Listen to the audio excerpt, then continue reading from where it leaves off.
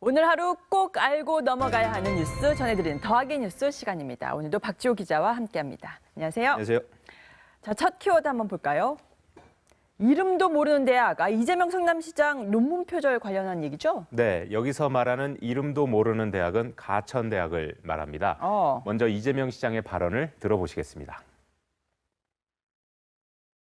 저는 중앙대학교를 졸업했고 사법시험을 합격한 변호사인데 제가 무슨 어디 이름도 잘 모르는 대학에 석사학위가 필요하겠습니까? 필요 없잖아. 네, 이재명 시장은 지난 2005년 가천대에서 받은 석사학위 논문에 대해 표절 시비가 벌어지자 2014년 논문을 자진 철회를 했습니다. 그런데 지난달 4일 부산의 한 강연에서 석사 논문 표절 논란에 대한 입장을 설명을 하다가 가천대를 이름도 모르는 대학 이렇게 언급을 한 겁니다. 이 발언이 알려지자 가천대 재학생과 동문들이 사과를 요구하는 등 반발이 일었습니다. 이 시장은 SNS를 통해 이유를 막론하고 발언에 신중하지 못했던 것은 분명하며 진심으로 사과한다. 이렇게 밝혔습니다. 근데 한 가지 특이한 건 가천대가 이 시장이 시장으로 있는 성남에 위치하고 있다는 이 사실입니다.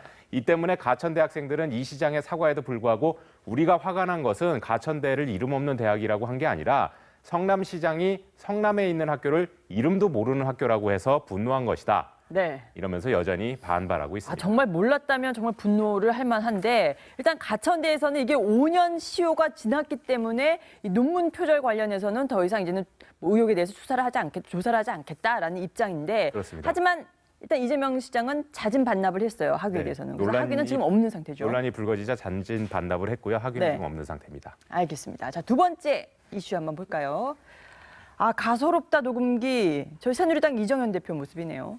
가소롭다, 그러니까 사전적 의미는 가짜나서 우습다 이런 뜻인데요. 앞서 리포트에서도 보셨지만 새누리당 비박계가 이정현 대표를 비롯해서 친박 핵심 8명을 팔적 이렇게 규정을 하고 당을 떠나라 이렇게 선언을 했죠. 이에 대해서 이 대표는 아주 가소로운 짓이라면서 신랄하게 비판했습니다.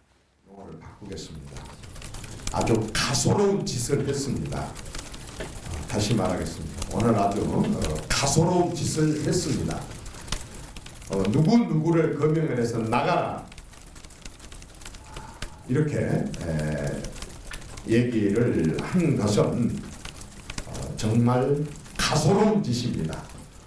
오늘 그 같은 행동은 정말 찾아볼 수 없는 유례를 찾아볼 수 없는 뻔뻔스럽고 가소로운 짓입니다.